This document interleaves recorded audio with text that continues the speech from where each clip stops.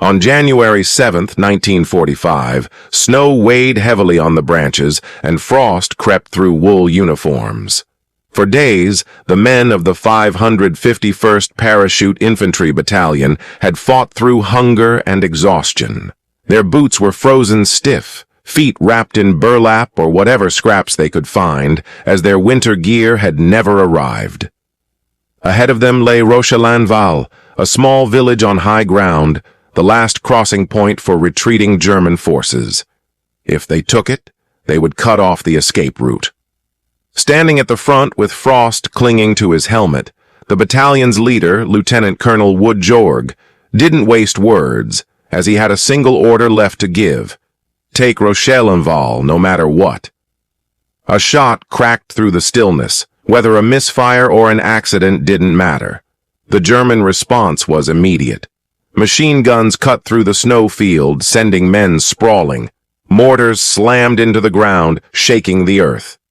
Despite being heavily outnumbered, the battalion pushed forward to Rochelinval, where the last fight of the 551st Parachute Infantry Battalion had just begun. The 1st Battalion, 551st Parachute Infantry Regiment, was activated on November 26, 1942, at Fort Caba in the Panama Canal Zone, originally to train for a planned invasion of Vichy-controlled Martinique, a key resupply base for German U-boats in the Caribbean. From its inception, the 551st was a rowdy lot of mavericks, its earliest days marked by high rates of AWOL, fistfights, and heavy drinking. However, upon taking his place as the battalion's leader, Lieutenant Colonel Wood Jorg became the heart of the unit. With a reputation for fierce loyalty, discipline, and an unshakable sense of duty, this seasoned officer quickly earned the respect of his rowdy troublemakers, not by breaking them, but by leading them. One of Jorg's most common phrases was, "Get off your ass!" The battalion quickly took this motto to heart, turning the phrase into their identity. Soon, they were calling themselves the GOYAs. But when the mission to take over Martinique was scrapped, the 551st no longer had a clear objective, despite months of intense jungle training. From then on, as was common for non-divisional units in the U.S. Army, the 551st was repeatedly shuffled and reassigned, attaching to different commands. In the summer of 1943, they were sent stateside to train in airborne operations before heading to war. To avoid any potential leak of information, they were under strict orders of secrecy and were forbidden to wear their hard-won insignia, had to hide their newly acquired tattoos that revealed their military affiliation, and were prohibited from leaving the base. That same fall, upon arrival at a camp in North Carolina for even more training, Lieutenant Colonel Rupert Graves abruptly replaced Lieutenant Colonel Jorg, the complete opposite in age, personality, and leadership style. With this sudden and unexplained decision, discipline all but crumbled. As more men went AWOL, the remainder drilled relentlessly, even testing the feasibility of using gliders as paratroop transport. But the operation was a complete failure, with many of the flimsy aircraft falling apart mid-air, sending troopers tumbling out unpredictably. When Jorg was put back in command, he found his battalion falling apart. Standing before his jailed paratroopers, he made them an offer they couldn't refuse: fall back in line, and he'd get them out. With this, the cell doors opened, and now, with the battalion reformed and their beloved Jorg back at the helm, the 551st was finally sent to war. Though the GOYAs arrived in Italy, they did not see combat there, and were instead handed an even bigger mission: Operation Dragoon, the invasion of southern France. At 6:30 p.m. on August 15, 1944, as part of the 1st Airborne Task Force, the men of the 551st jumped into combat, marking the first daylight combat drop of the war. As the paratroopers spilled out of their aircraft over Drop Zone A, dozens of parachutes filled the sky over the French Riviera as the men descended near Nice, with some landing miles away in La Motte. Scattered but determined, the GOYAs hit the ground running, secured roads, and pushed north while cutting through German positions. By the next day, they had advanced 4 miles and became the first American unit to enter Draguignan, liberating the town ahead of the main invasion force.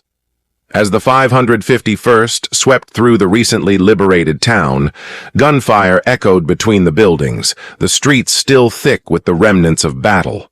4 GOYAs suddenly spotted a Nazi flag draped over a government building. They moved without hesitation, their boots pounding against the stone steps. Once inside, they found Major General Ludwig Beeringer, the district commander, sitting alone. Before Beeringer could react, it was over. The men raced to the roof, where they tore down the Nazi flag, the first captured by American forces in southern France. From there, the GOYAs moved east, marching along the Riviera coastline before securing Nice.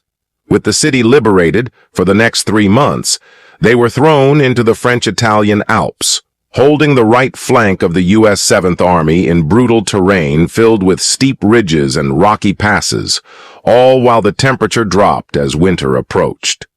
By late November, the battalion, now attached to the 101st Airborne Division, was pulled out and moved north to France, expecting to regroup for future operations. Then, the Germans struck with a force no one thought possible anymore, and the GOYAs were back in action. After 5 long and arduous years of war, the Third Reich was bleeding resources, manpower, and time. Despite this, Adolf Hitler, hidden and deeply isolated in his Wolf's Lair headquarters, remained convinced that a single bold strike could still turn the tide in his favor. He gathered his generals, stepping towards the massive battle map before them, and stabbed his finger at the Ardennes, a dense forest stretching across Belgium, Luxembourg, and France. He laid out his goal, to drive a wedge between Allied forces, capture the vital port of Antwerp, and force the Western Allies into a negotiated peace. The room fell silent as his most senior officers exchanged uneasy glances. This was a throwback to the blitzkrieg tactics of 1940, fast, overwhelming assaults designed to paralyze the enemy. But now, Germany was fighting on 2 collapsing fronts, and with its armies battered, victory was a tall order. Still, Hitler knew that a successful counterattack in the Ardennes could buy Germany time to stabilize the Eastern Front and regain the initiative. To maintain secrecy, he gave the offensive a misleading name, Wacht am Rhein, or Watch on the Rhine, a defensive-sounding code. The attack fell to Field Marshal Walter Model's 5th and 6th Panzer Armies, tasked with punching through a thinly held American sector, a mix of fresh recruits and exhausted veterans. Eisenhower had shifted forces elsewhere, assuming the Ardennes were too rugged for a major assault. The worst winter in decades had already set in, with blizzards and freezing temperatures making an attack seem even less likely. On December 16th, the Americans were proven wrong when Hitler's forces began their attack on the Ardennes. In addition to being caught off guard, the thick fog and snowfall grounded Allied air support, leaving the defending troops vulnerable. Nonetheless, these inexperienced and exhausted divisions tried desperately to hold the line, creating what would soon be known as the Battle of the Bulge. Desperate to contain the breach, Eisenhower scrambled his reserves. When the Ardennes offensive began, the 551st was ordered to reinforce the northern flank, moving toward Werbemont, Belgium, under the 82nd Airborne Division. Under normal conditions, the drive to Werbemont would have taken about 4 hours. Instead, it stretched over 2 full days as the GOYAs battled blocked roads, artillery fire, Luftwaffe strafing runs, and harsh snowstorms on December 19 and 20. Their biggest challenge wasn't the enemy, but the endless line of American tanks and artillery retreating in the opposite direction, terrified. By the night of December 21st, the 551st finally arrived at Werbemont. Assigned to the 30th Infantry Division, they were ordered to leave behind their heavy overcoats and overshoes to stay light and move quickly, with the promise their gear would catch up later. It never did. Their 2-week ordeal began, shifting between units and fighting battle after battle against both the enemy and the brutal winter. On the 22nd, Eisenhower sent a powerful message to all troops in the Ardennes, urging them to destroy the enemy on the ground and in the air, turning the enemy's gamble into their worst defeat. By Christmas Eve, the 551st dug in near Stavelot, guarding the right flank of the 30th Infantry Division. The paratroopers used to bold sky jumps found themselves stuck in the woods, attached to a regular infantry unit, feeling isolated and out of place. The temperature dropped to 0 at night, forcing them to stay frozen in their foxholes with nothing to do but feed their paranoia. Some believed the Germans had already slipped past. Others whispered about enemy soldiers disguised in U.S. uniforms, driving stolen jeeps and taking no prisoners. Rumors of Tiger tanks moving through the dark sent chills through the ranks. Whether true or not didn't matter. The GOYAs had to wait. When a last-minute order for an attack across the Salm River was cancelled, Joerg and his men took the pause as a Christmas miracle. Huddled in the cold, they ate boiled, rubbery turkey, sang carols, and tried to feel lucky. By December 27th, with the German offensive slowing, the Allies prepared to strike back. Leading the charge was General James Gavin, commander of the 82nd, a paratrooper known for jumping into combat alongside his men. Before launching the counterattack, he needed intel and sought a unit fast, aggressive, and willing to take risks, exactly like the 551st. Just after 11 p.m., Joerg's men slipped past exhausted troops and stepped into enemy territory with a clear mission: hit fast, hit hard, and get out. Captain Tim Quinn's C Company led the advance, pushing through the cold, shell-torn trees and abandoned German positions. At the same time, Captain Marshall Dalton's A Company moved along the right flank in the dark, while Captain Jim Evans's B Company stayed in reserve, ready to reinforce if needed.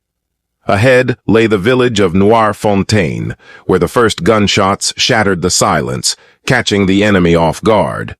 The Germans responded quickly as a Panzer IV rolled out of the darkness.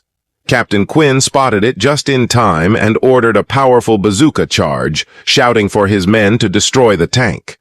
Within minutes, the Panzer IV exploded in flames. The road was theirs, but the night was far from over.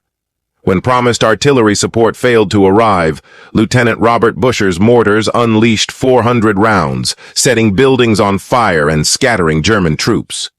Some fled for cover, others fought, but all ran into the GOYAs. They cleared Noir Fontaine street by street through fierce hand-to-hand combat, pushing south and crushing every last German holdout in nearby villages. Despite 2 German counterattacks during the night, Captain Evans' B Company held the line.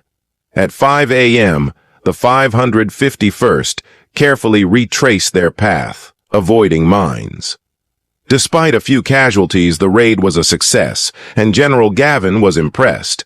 But there was no time to celebrate. Eisenhower ordered a full-scale offensive. On New Year's Day, Joerg met with Gavin, and the 551st was assigned to the 517th Parachute Infantry Regiment for an attack on Harrispace Ridge scheduled for January 3rd.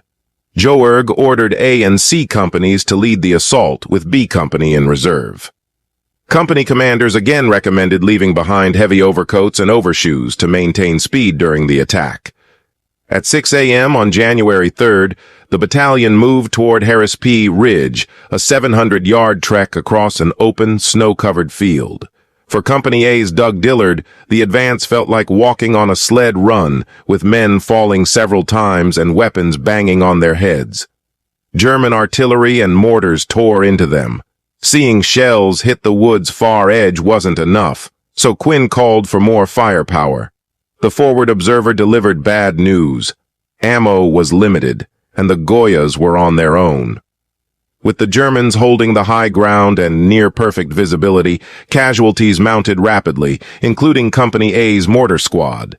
Then, 2 Tiger tanks appeared, one straight ahead, the other flanking. Against the white snow, the 551st became sitting ducks as the tanks opened fire at close range. The Americans ran and dove for cover as Quinn's C Company reached the tree line, driving the Germans from foxholes in brutal close-quarters combat. Despite the victory, waiting for A Company proved disastrous as enemy artillery pounded the ridge for 15 minutes. By twilight, the survivors were shattered, barely able to push forward on the frozen ground. Reinforcements finally arrived, but the men were drained and even injured themselves digging foxholes with bare hands. As they stumbled back that night, the cold became their newest enemy. Temperatures plunged below zero. For many, falling asleep meant never waking up. Cut off and alone, the 551st lost contact with units on both flanks. Their radios were failing, heavy coats still hadn't arrived, and the only sign of home, a jeep carrying Christmas packages, had just been destroyed by German rockets. The attack on Harrisby Ridge cost the battalion nearly 200 casualties, almost a third of its strength. A company was hardest hit, down to 45 men, while C Company fared slightly better. With Company B still at 83 men, Colonel Joerg decided it would lead the next day's attack, hoping it wouldn't be as tough as the fight on Harrisby Ridge.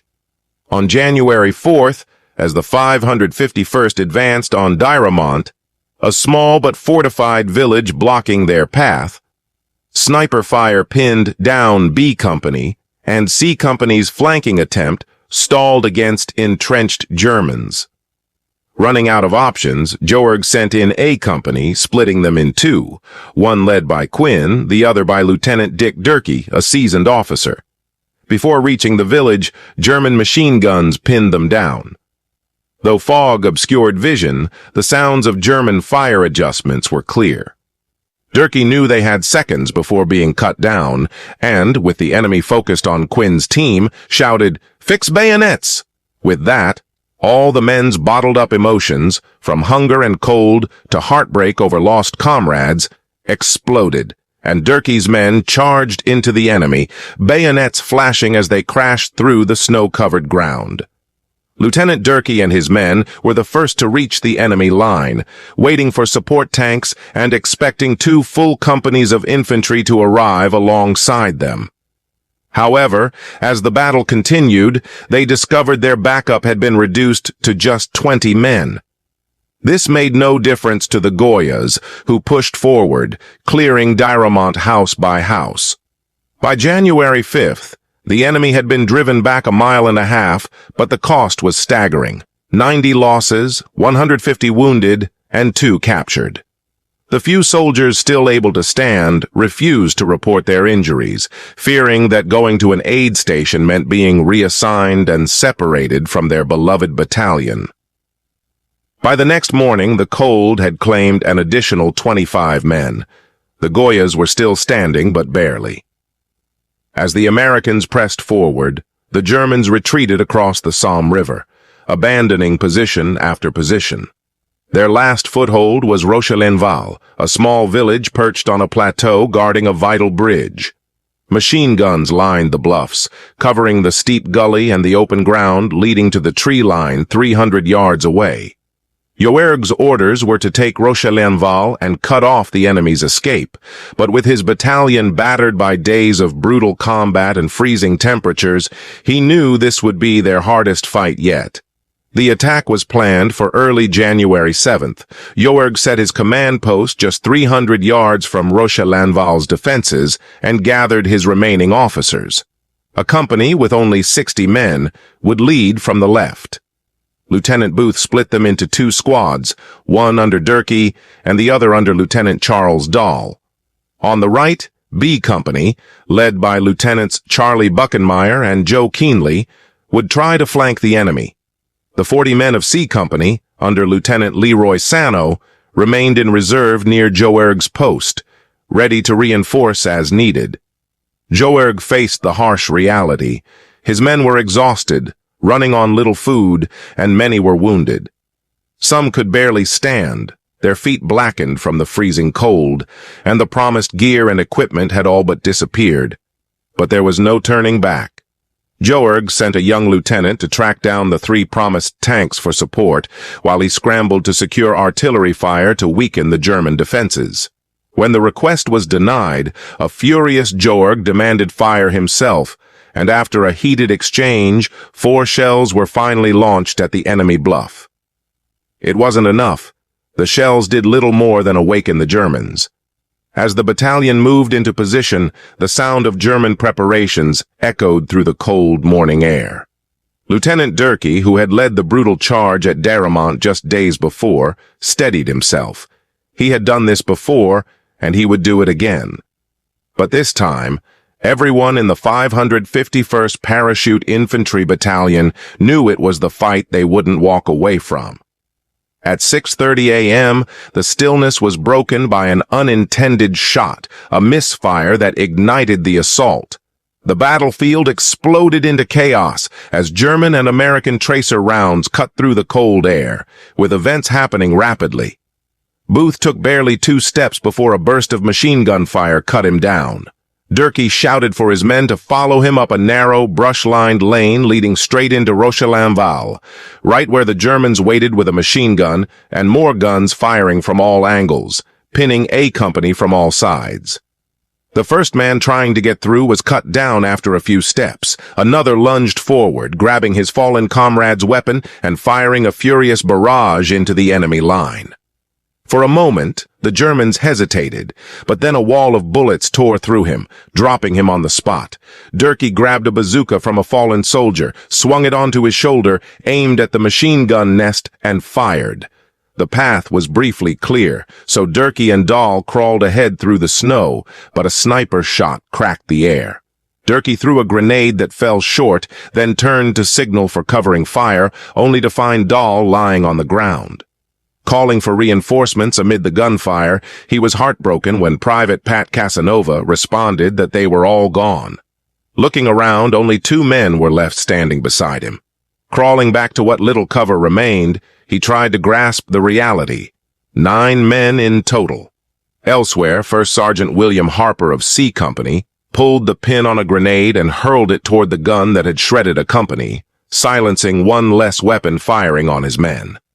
Nearby, Lieutenant Colonel Joerg pulled himself from his foxhole and ran toward the tree line, boots crunching against the frost, watching his men locked in brutal combat for every inch of Rochelinval.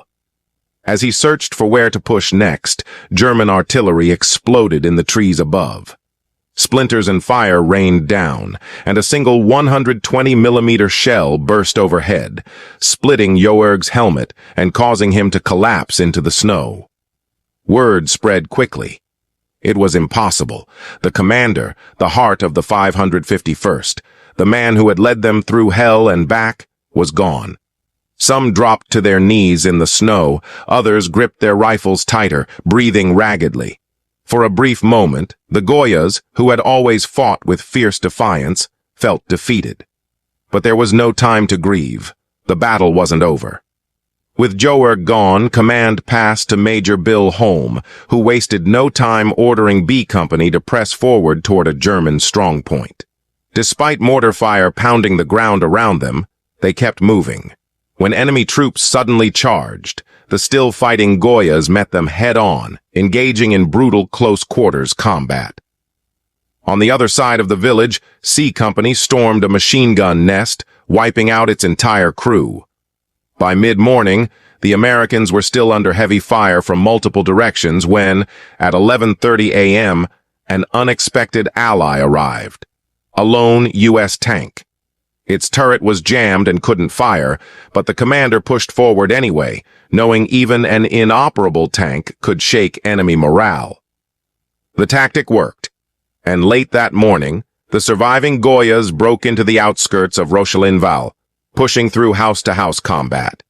Despite holding out as long as possible, by noon, the 183rd Regiment of the 62nd Volksgrenadier Division collapsed, soldiers throwing down their weapons en masse. By the end of the day, the 551st had taken over 400 prisoners. Although victorious in capturing Rochelinval and eliminating the last German bridgehead for more than 10 miles along the Salm River, the 551st Parachute Infantry Battalion hardly felt victorious. When all was said and done, the GOYAs had suffered more than 94% casualties, the highest rate of any battalion at the Battle of the Bulge. They were destroyed by a combination of sleep deprivation, starvation, and a relentless enemy. When the GOYAs were relieved on January 9, 1945, only 14 officers and 96 men remained out of the 643 who entered the battle. Following the Battle of the Bulge, the 551st was officially disbanded. According to United States Army Sergeant Don Garrigues, a piece of paper did what the Germans couldn't. It eliminated their gallant battalion. After the dissolution, the majority of the 110 men left were split up and reassigned to parachute units in the 82nd Airborne Division, carrying the airborne spirit of the GOYAs wherever they went. When Hitler first planned his winter counteroffensive through the Ardennes in December 1944, he fully believed his armies could repeat their success from 1940. He was wrong.